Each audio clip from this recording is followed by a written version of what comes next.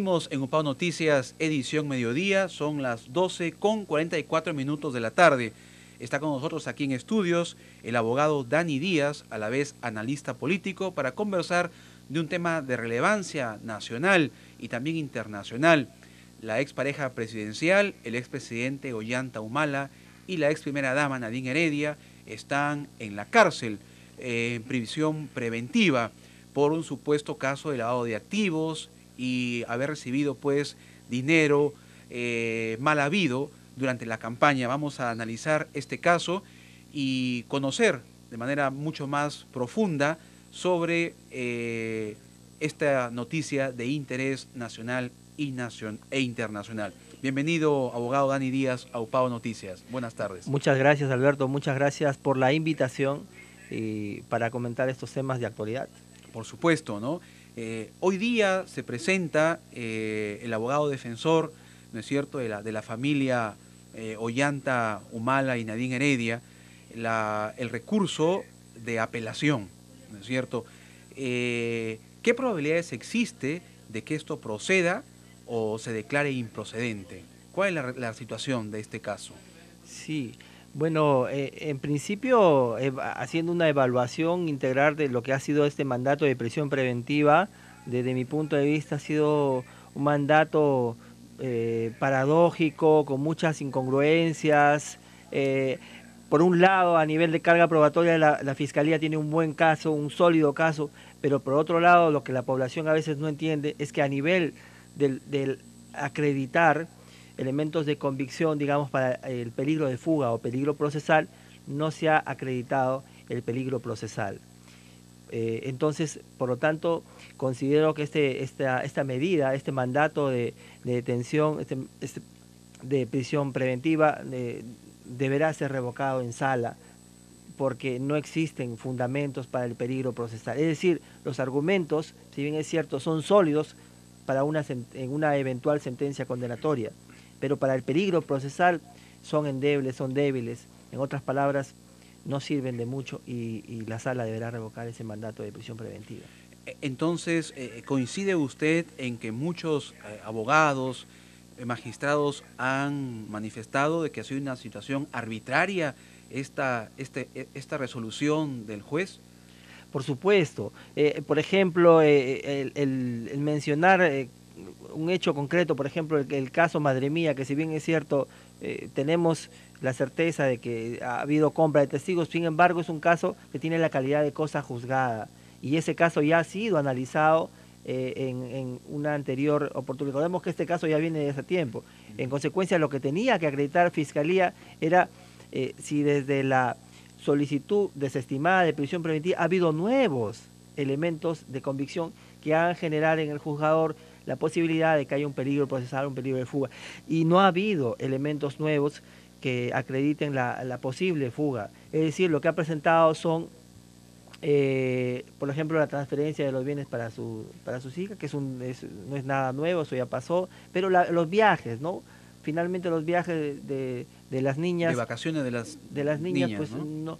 No No son indicios contundentes. No son indicios, pues son menores de edad que bueno han salido y finalmente existe, como ya sabes, un principio que es el interés superior del niño, que los niños no tienen nada que ver con lo que hacen sus progenitores. Entonces, a nivel de peligro procesal, lo que no entiende la población es que no tiene argumentos sólidos. Sin embargo, considero que a nivel, ya cuando pase este caso a acusación, que es lo que se tiene que preocupar el fiscal por acelerar o formular su acusación para que este caso pase a juicio oral, sí existen elementos sólidos, como por ejemplo la declaración de barata, los testigos, etcétera, las cuentas, ¿no? Los dineros que no ha logrado acreditar cuál es la procedencia de esos fondos para financiar la campaña, que son unos fondos millonarios, ¿no? Y que sin duda alguna abren un camino para que se ponga punto final a estas campañas millonarias en donde se recibía dinero de por doquier sin acreditar. Y no se rendía cuentas de dónde procedía ese dinero. En efecto, entonces no se rendía cuentas y cualquiera podía recibir dinero del extranjero y bueno,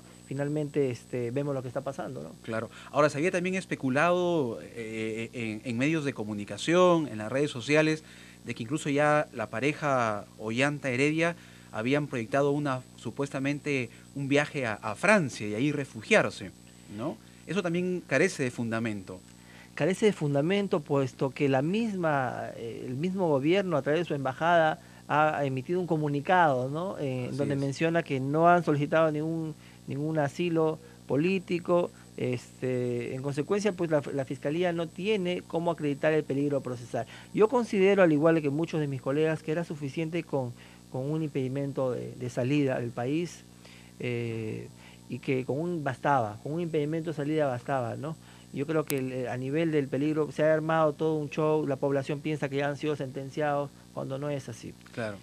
Ahora, perdón, todo este contexto que nos está de manera muy didáctica explicando, tendría a calificar, según también algunos comentarios, algunos especialistas, a victimizar a esta pareja, ¿no es cierto? Y al final sean pues vistos por la opinión pública como héroes, ¿no?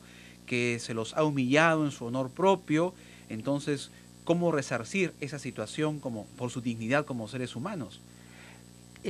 Lo que mencionas es totalmente cierto. Lo que puede pasar es que más adelante se pueden autovictimizar y luego decir que lo que ha pasado con ellos es una injusticia, etcétera, etcétera.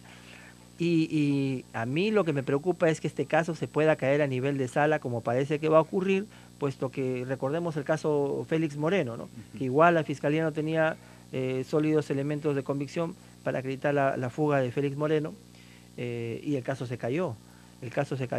Entonces digamos que la Fiscalía debería de actuar con mayor diligencia al momento de presentar un caso, porque por vicios procesales el caso también se puede caer, recordemos, ¿no? Entonces podrían más adelante autovictimizarse por la forma como actúa Fiscalía, ¿no? Correcto. Ya para finalizar, ¿por qué demora tanto el caso de Toledo?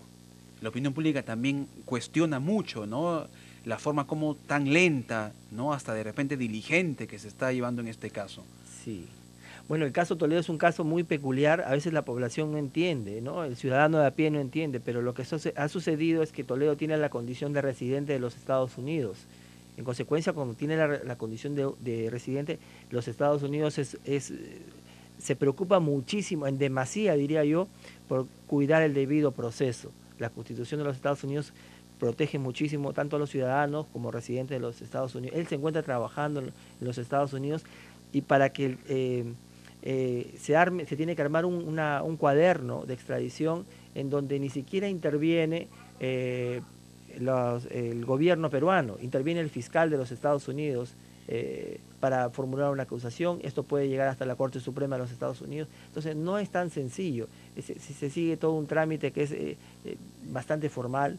Entonces yo veo muy difícil, sinceramente, que esto puede demorar inclusive años. Claro, entonces no es una actitud negligente, sino que hay que respetar ese proceso y la condición de ciudadano estadounidense de Alejandro Toledo. En efecto, así es. Él tiene la condición, trabaja allá, es un residente, ha fijado su domicilio. Entonces los Estados Unidos tienen que armar un caso en donde no participa ni siquiera el procurador del gobierno peruano, participa un fiscal de los Estados Unidos, para ver si es que procede o no procede, y si los delitos que se le imputan en el Perú son los mismos que están tienen similitud con los Estados Unidos.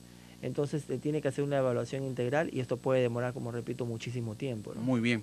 Gracias. Estuvo con nosotros el abogado y analista político Dani Díaz para ilustrarnos más sobre el caso de Ollanta Humala y la primera dama, ex primera dama Nadine Heredia, hablando pues sobre esta situación que trasciende la política nacional e internacional. Gracias, abogado Dani Díaz.